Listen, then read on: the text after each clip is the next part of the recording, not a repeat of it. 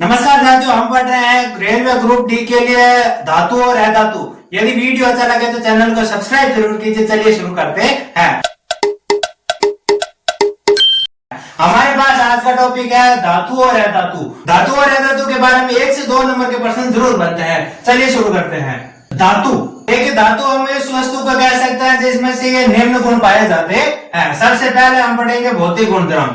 धातु के भौतिक गुणधर्म, इससे मोस्ट इंपोर्टेंट प्रश्न बनता है। धातु का भौतिक गुणधर्म में पहला है हमारे पास धातु की सतह चमकदार होती है। कोई भी धातु ले लो, उसकी सतह हमेशा चमकदार होगी। जैसे सोना है, चांदी है, लोहा है, इन सब की जो सतह होती है वो चमकदार होती है। इस गुण को कहते हैं धात्विक चमक। ये भी पूछा जाता है, धातु की सतह चमकदार होती है, इस गुण को क्या कहते हैं? इस गुण को कहते हैं धात्विक चमक।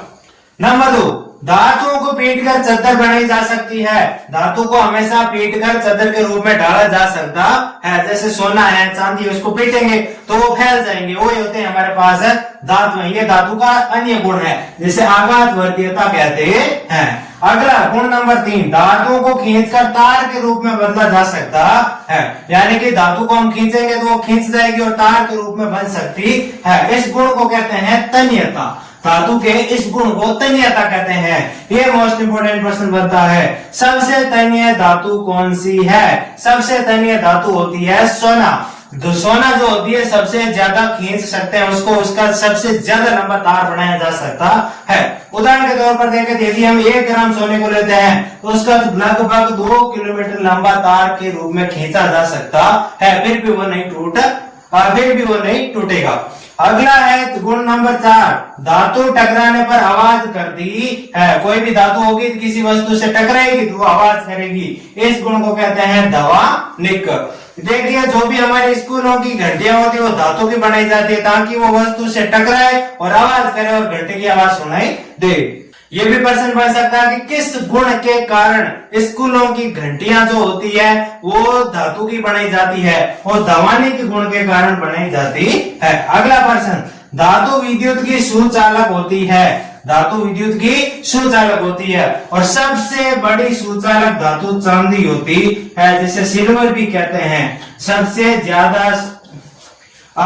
ज्यादा सुचालक ये होती है, यानी कि इसमें सबसे ज्यादा करंट फ्लो होता है। अगला प्रश्न, धातु ऊष्मा की सुचालक होती है। यानी कि धातु को अगर हम गर्म करेंगे तो गर्मी आगे से आगे बढ़ सकती है धातु में, इसीलिए धातु ऊष्मा की भी सुचालक होती है। जो हमारे घर में तार उपयोग में होता है और जिसके ऊपर रबड़ या प्लास्टिक का जो कवर लगा हुआ था वो क्या होता है? धातु के तारों पर पीवीसी यानी कि पॉलीवाइनिल क्लोराइड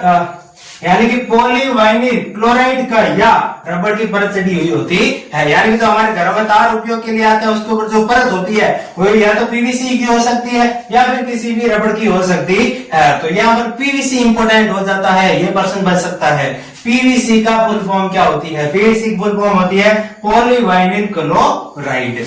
अब हम पढ़ेंगे उन धातुओं के बारे में जो धातुओं के गुणधर्मों का पालन नहीं करते हैं। तो इन्हें हम धातुओं के अपवाद भी कह सकते हैं। हमारे पास पहला है मरकरी, जो कि धातु होते हुए भी कमरे के ताप पर द्रव्य होती है। ये मोस्ट इंपोर्टेंट प्रश्न है। मरकरी कमरे के ताप पर द्रव्य होती है, धातु है, इसके बावजूद भी ज्यादातर या फिर मरकरी के अलावा जो भी धातु होती है उनको हम ठोस के रूप में देखते हैं, तो इसीलिए हम कह सकते हैं कि इसका अपवाद है। यानी कि मरकरी द्रव्य के रूप में रहती है कमरे के ताप पर। अगला है हमारा अपवाद, धातुओं का गलनांक उच्च होता है।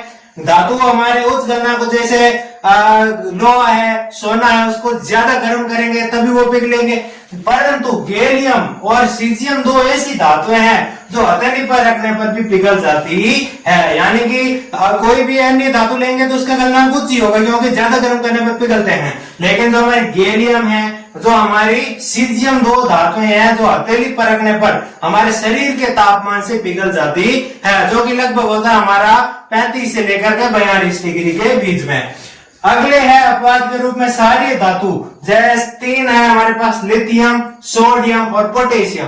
लिथियम, सोडियम और पोटेशियम, इनको सारे धातु कहते हैं।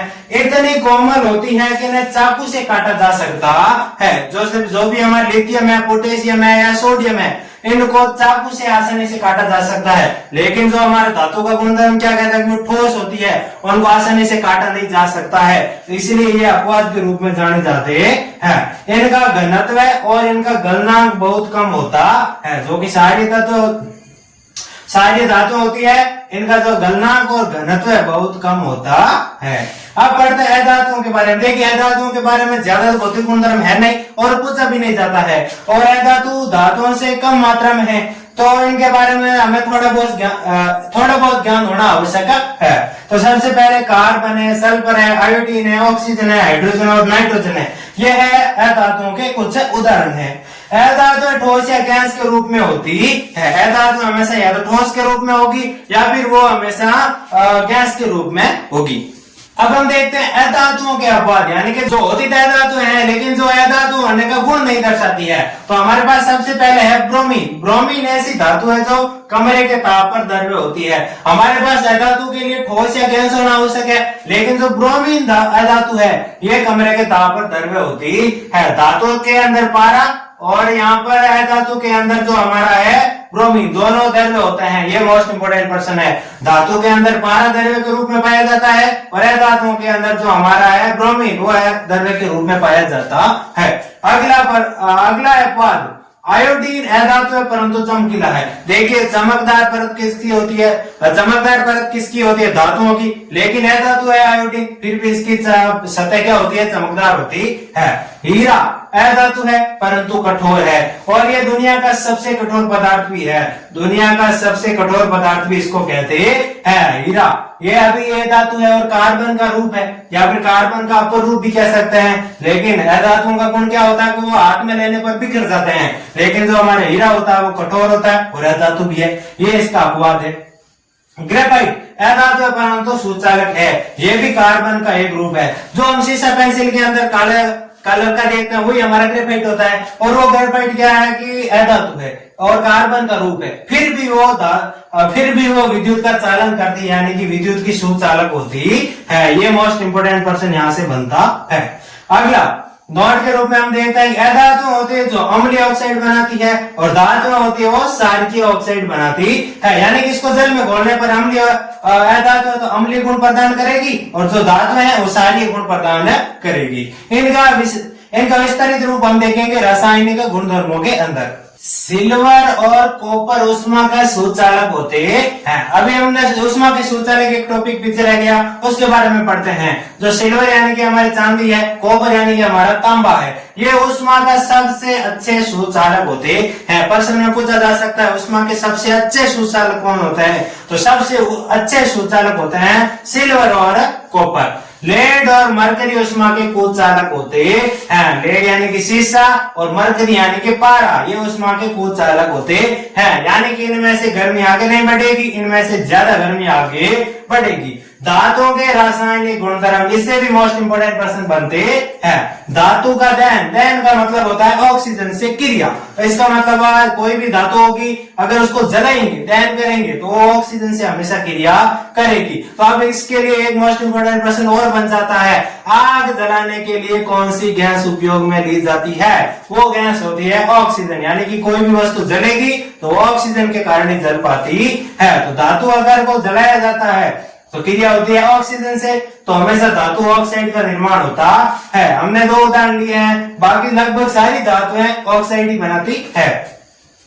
मैग्नीशियम का जलाने पर हमारे पास आता है मैग्नीशियम ऑक्साइड। कॉपर को जलाने पर हमारे पास आता है कॉपर ऑक्साइड। इस प्रकार से कई प्रकार के हम उदाहरण ले सकते हैं। एल्यूमिनियम को जलाने पर एल्यूमिनियम ऑक्साइड, इस प्रकार से।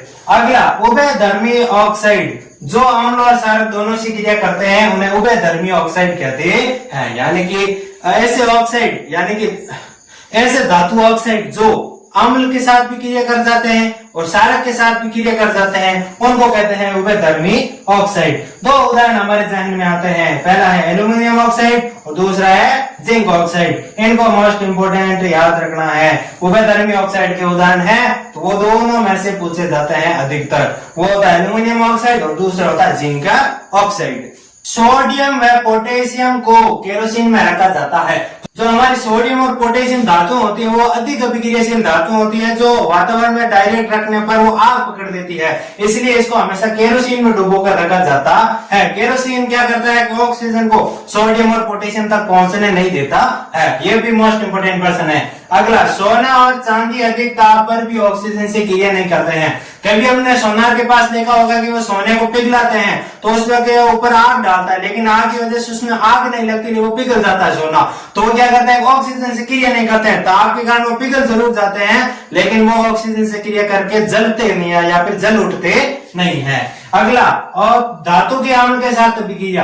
अगर धातु की अम्ल के साथ अभिक्रिया होगी तो लवण और लवण और हाइड्रोजन गैस का निर्माण होगा। उदाहरण के तौर पर देखते हैं, धातु के रूप में हमने लिया जिंक और अम्ल के रूप में लिया हमने H2SO4। इन दोनों की क्रिया करें, यानी कि धातु के टुकड़े को H2SO4 अम्ल में रखा तो वहां पर जिंक सल्फेट का निर्माण होगा और साथ ही में हाइड्रोजन गैस निष्कासित होगी। ये बहुत बार पूछा जाता है, धातु की अम्ल के साथ अभिक्रिया में कौन सी गैस निकलती है, तो वो होती है हमारे पास हाइड्रोजन गैस। एक्वा रेजिया, ये एक द्रव्य होता है या फिर एक प्रकार का मिश्रण होता है जो HCl यानी कि हाइड्रोक्लोरिक अम्ल और HNO3 नाइट्रिक अम्ल के मिश्रण से बनता है। शुद्ध यानी कि सांद्र, ये दोनों सांद्र होने चाहिए यानी कि शुद्ध होने चाहिए। इनका 3:1 है, यानी कि 3:1 का मतलब अगर हम 4 किलो द्रव्य बना रहे हैं, अगर हम 4 किलो द्रव्य बना रहे हैं तो उसके अंदर 3 किलो तो हमारे पास HCl होना चाहिए